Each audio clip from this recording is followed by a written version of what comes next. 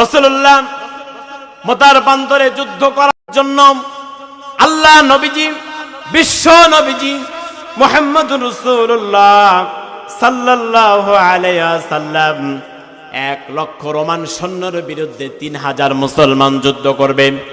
আল্লাহ নবীজি সাহাবীদেরকে সামনে নিয়ে সাহাবীদেরকে ডাক দিয়ে বললেন, সাহাবীরা, মতার প্রান্তরে যুদ্ধ হবে। এই মুহূর্তে আমি 3,000 সৈন্য নিযুক্ত করব, 3,000 মুসলমান আল্লাহ নবীজি তৈরি করলেন।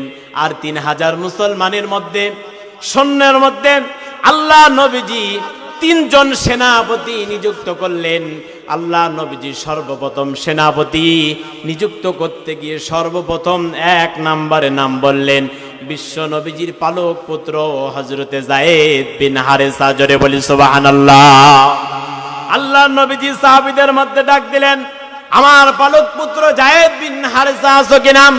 সঙ্গে সঙ্গে আল্লাহ নবীজির পালক পুত্র যায়েদ বিন হারেসা সেখান থেকে উঠে দাঁড়াইয়া বলল, লাব্বাইক ওয়া সাদাইক ইয়া রাসূলুল্লাহ, আমি হাজির।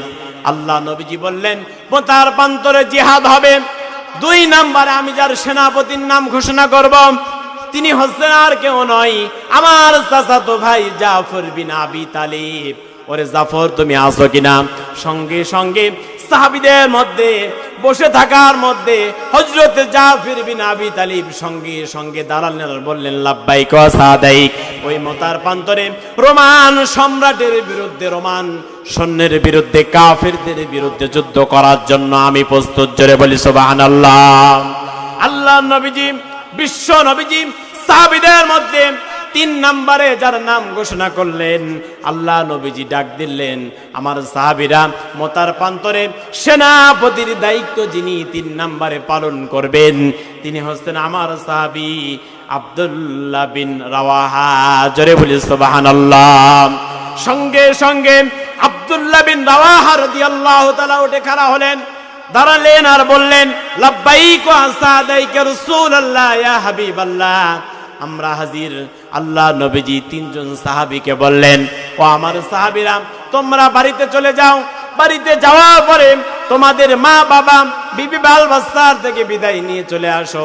মতার প্রান্তরে রোমান সম্রাটের বিরুদ্ধে জিহাদ করতে হবে, যুদ্ধ করতে হবে। ইসলামকে বিজয়ী করার জন্য মতার প্রান্তরে জিহাদ করতে হবে 1,00,000 সৈন্যের বিরুদ্ধে। জোরে বলি সুবহানাল্লাহ। আল্লাহ নবীজি, বিশ্ব নবীজি মুহাম্মদুর রাসূলুল্লাহ সাল্লাল্লাহু আলাইহি ওয়াসাল্লাম মতার প্রান্তরে জিহাদ হবে রোমান সাম্রাজ্যের বিরুদ্ধে। রোমান সম্রাট হিরাক্লিয়াসের বিরুদ্ধে যুদ্ধ হবে।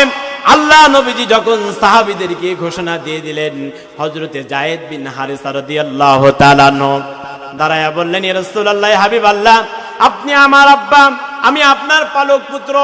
আমার মা হযরতে আয়েশা ঘরে বসে শুনেছে আপনি আমাকে জিহাদের সেনাপতি বানিয়েছেন।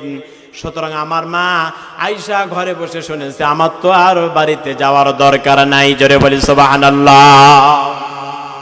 আল্লাহ নবীজি, বিশ্ব নবীজি বললেন, জাফর বিন আবি তালিব, যাও, বাড়িতে যাও, স্ত্রীর থেকে, বিবি বাল বাচ্চার থেকে বিদায় নিয়ে চলে আসো, মতার প্রান্তরে জিহাদে যেতে হবে। হযরতে জাফর বিন আবি তালিব বাড়িতে চলে গেলেন, দেখলেন বিবি রান্না করতেছেন। হযরতে জাফর বিন আবি তালিব বাড়িতে যাওয়ার পরে স্ত্রীকে ডাক দিয়ে বলেন, পানের স্ত্রী, আল্লাহ নবীজি আমাকে জিহাদের ময়দানে, মতার প্রান্তরে জিহাদ হবে রোম সাম্রাজ্যের বিরুদ্ধে, মতার প্রান্তরে ওই যে জিহাদ হবে, ওরে পানের স্ত্রী, আমাকে বিদায় দাও। সঙ্গে সঙ্গে জাফর বিন আবি তালিবের স্ত্রী 2টি হাত আসমানের দিকে উত্তোলন করলেন আর বলেন, আল্লাহ, আমার স্বামী জাফর বিন আবি তালিব জিহাদের ময়দানে যাচ্ছে, মতার প্রান্তরে যাচ্ছে। আল্লাহ গো, তুমি আমার স্বামীকে গাজী বানায়া আমার কাছে আবার ফিরাইয়া দিও।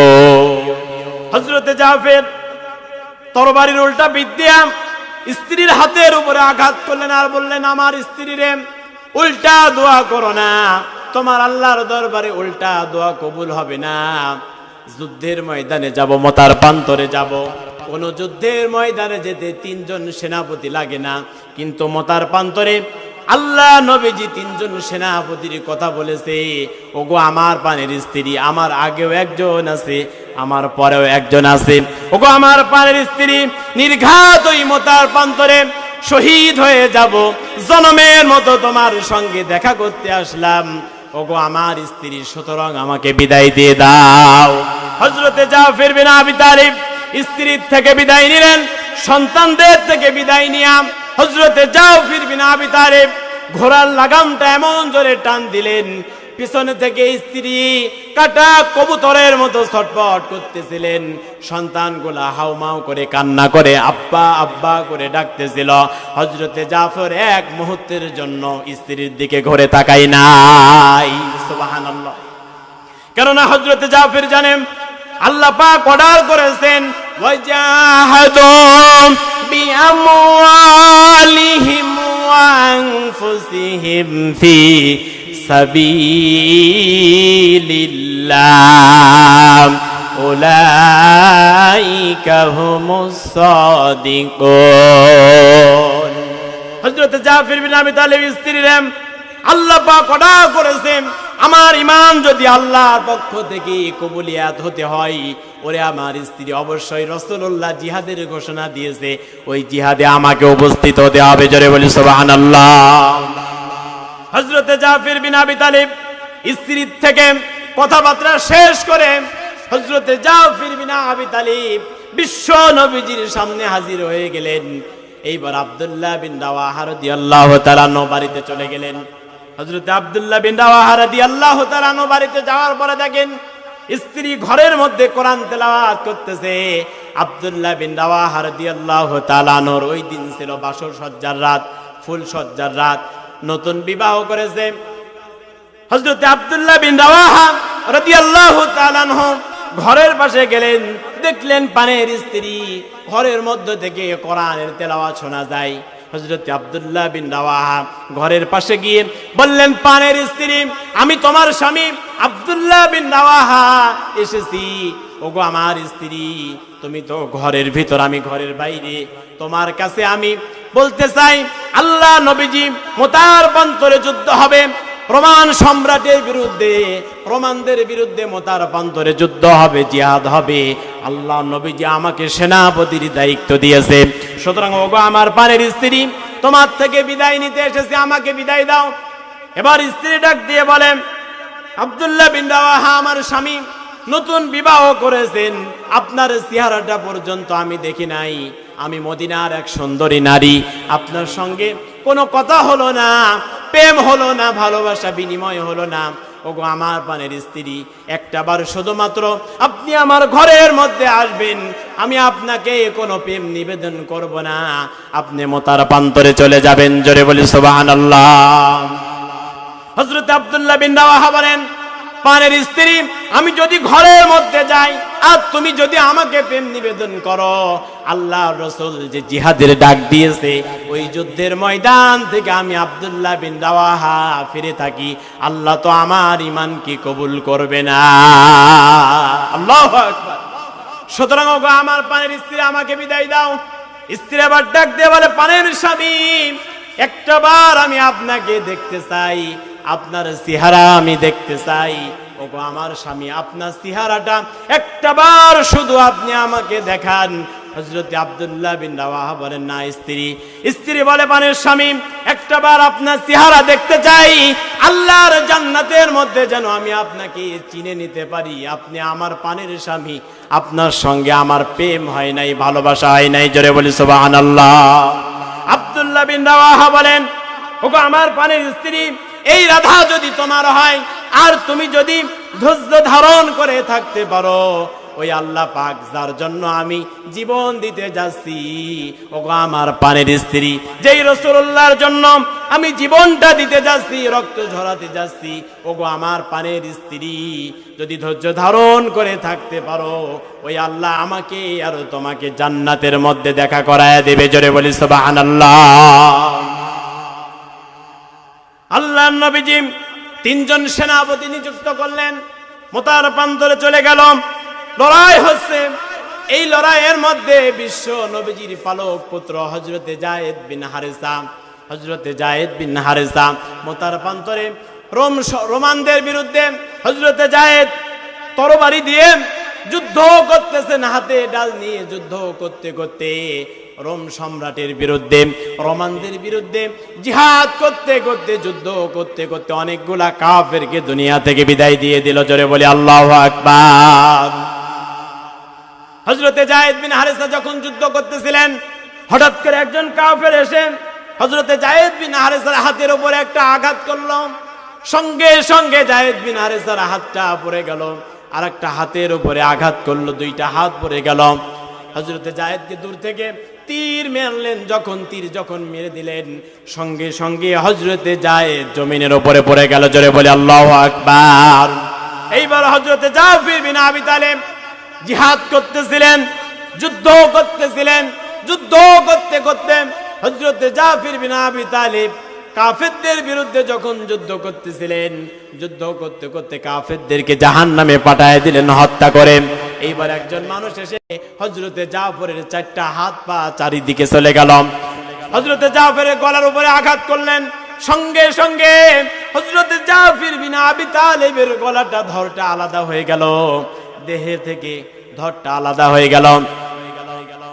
হযরতে জাফর বিন আবি তালেব যখন জমিনে শুয়ে আছেন, জমিনে যখন শায়িত আছেন, সঙ্গে সঙ্গে আব্দুল্লাহ বিন রাওয়াহা যুদ্ধ করতেছিলেন কাফেরদের বিরুদ্ধে, রোম সম্রাটের বিরুদ্ধে জিহাদ করতে করতে, যুদ্ধ করতে করতে তাকায়া দেখে কে যেন আল্লাহ নবীজির মতার প্রান্তরের ইসলামের পতাকা আল্লাহর জমিনে উদ্দীমান করেছে। জোরে বলি সুবহানাল্লাহ।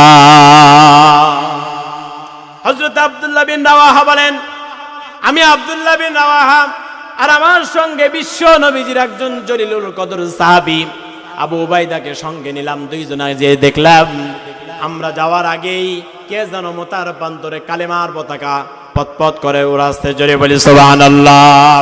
কোন একদিন এদেশের আকাশে কালেমার পতাকা দুলবে, সেদিন সবাই খোদারি বিধান পেয়ে দুঃখ বেদনা ভুলবে। কোন একদিন হযরত আব্দুল্লাহ বিন রাওয়াহা আর আবু উবাইদা দুইজনে মিলে গিয়ে দেখলাম, আব্দুল্লাহ বিন রাওয়াহা আর আবু উবাইদা দুইজনে গিয়ে দেখলো জাফর বিন আবি তালিবের ডান হাতটা একদিকে পড়ে আছে, বাম হাতটা আর একদিকে পড়ে আছে, ডান পা একদিকে পড়ে আছে, বাম পা আর একদিকে পড়ে আছে। হযরতে জাফর বিন আবি তালিবের মাথা একদিকে, হযরতে জাফর বিন আবি তালিবের দেহটা আর একদিকে। আবু উবাইদা আর আব্দুল্লাহ বিন রাওয়াহা দুইজনে মিলে গিয়ে দেখলো আল্লাহ নবীজির সাহাবী জাফর বিন আবি তালিব তার মুখ দিয়া, শুধুমাত্র মুখ দিয়া ইসলামের পতাকা, আল্লাহ নবীজির কালেমার পতাকা কামরায়া ধরে আসমানের দিকে উত্তোলন করে রেখেছে। জোরে বলি সুবহানাল্লাহ। হযরতে আব্দুল্লাহ বিন রাওয়াহা বলেন, আমি আর আবু উবাইদা দুইজনে মিলাম জাফর বিন আবি তালিবের হাত পা এক জায়গায় করলাম, দেহটা এক জায়গায় করলাম, মাথাটা এক জায়গায় করলাম। আমি আর আবু উবাইদা দুইজনে মিলা জাফর বিন আবি তালিবের মাথা থেকে পা পর্যন্ত চুমা খাইলাম। জোরে বলি সুবহানাল্লাহ। আব্দুল্লাহ বিন জাফর বিন আবি তালিব বলেন, ওগো আল্লাহ নবীজির সাহাবীরা, আল্লাহ নবীজির কানে পৌঁছায়া দিও জাফর বিন আবি তালিবের শরীরের এক ফোঁটা রক্ত থাকা পর্যন্ত এই জমিনে আল্লাহ নবীজির কালেমার পতাকা জমিনে পড়তে দেই নাই। আল্লাহু আকবার। হযরত জাফর বিন আবি তালিব এভাবে বলে দিলেন। হযরত জাফর বিন আবি তালিবকে আবু উবাইদা আব্দুল্লাহ বিন রাওয়াহা দুইজনে মিলা চুমা খাইলা, চুমা খাওয়ার পরে দাফন করে দিল। আল্লাহ পাকের হাবিব বলেন, বিশ্ব নবীজি মুহাম্মদ রাসূলুল্লাহ সাল্লাল্লাহু আলাইহি সাল্লাম বলেন, জাফর বিন আবি তালিব মুতার প্রান্তরে শহীদ হয়ে গেল। জাফর বিন আবি তালিবকে আমি রাসূলুল্লাহ নিজে হাতে দাফন করলাম। রাত্রি বেলায় আল্লাহ পাক আমাকে স্বপ্নে দেখাচ্ছেন জাফর বিন আবি তালিব জান্নাতের মধ্যে পাখি হয়ে উড়ে বেড়াচ্ছে। জোরে বলি সুবহানাল্লাহ। কেননা আল্লাহ পাক রব্বুল আলামিন কোরআনুল কারীমের মধ্যে বলেছে শহীদরা মরে না, শহীদরা জীবিত। জোরে বলি সুবহানাল্লাহ। আল্লাহ পাক বলেন ওয়ালা তাকুলু লিমান ইয়ুকতালু ফি সাবিলিল্লাহি আমওয়াত বাল আহইয়াউ ওয়ালাকিন লা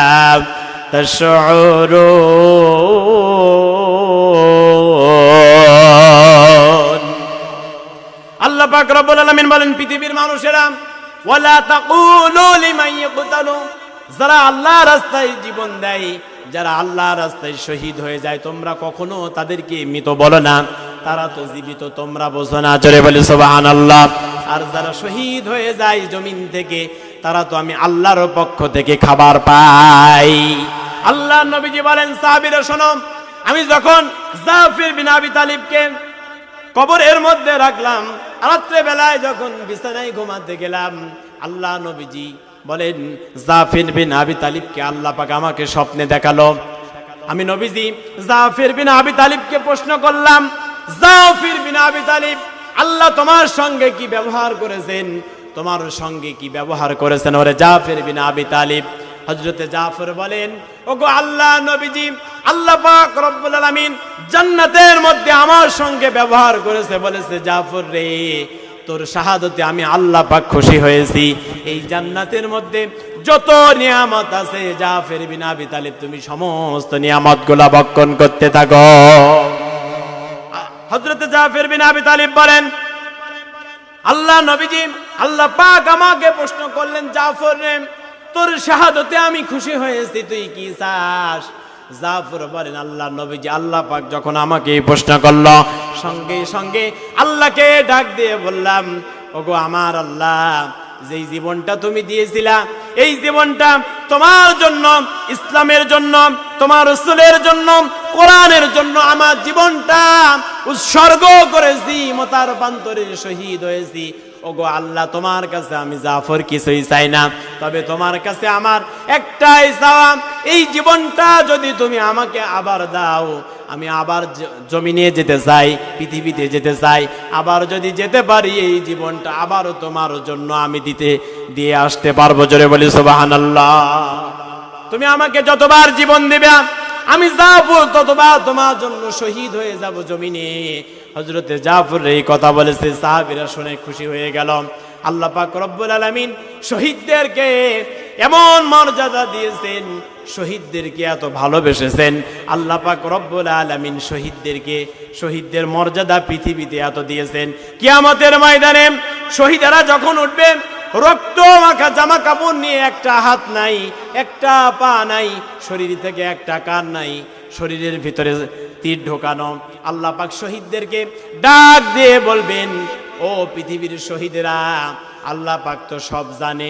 আল্লাহ পাক ডাক দিয়ে বলবেন ও পৃথিবীর শহীদেরা, আজকে তোমাদের একটা হাত নেই কেন, একটা পা নেই কেন, একটা চোখ নেই কেন, একটা কান নেই কেন, তোমাদের শরীরের মধ্যে কেন তীর ঢোকানো? শহীদরা ওই দিনকে আল্লাহকে ডাক দিয়ে বলবে আল্লাহ এই যে দেখতেছেন একটা হাত নাই, একটা পা নাই, শরীরের মধ্যে তীর ঢুকে আছে, ওগো আমার মালিক তোমার জন্য, তোমার রাসূলের জন্য, কোরআনের জন্য, ইসলামের জন্য জীবন দিয়েছি। আল্লাহ পাক বলবে শহীদ রে তোদের শাহাদতে আমি আল্লাহ পাক রব্বুল আলামিন এই পৃথিবীতে এত খুশি হয়েছি, যা শহীদেরা আজকে তোদের কোনো হিসাব নাই, আমি আল্লাহ পাক তোদেরকে বিনা হিসাবে জান্নাত দান করে দিলাম। আল্লাহ পাক রব্বুল আলামিন এই জন্য বলেছেন ইন্নাল্লাহ আশতারা মিনাল মুমিনিনা আনফুসাহুম ওয়া আমওয়ালাহুম বিআন্না লাহুমুল জান্নাহ।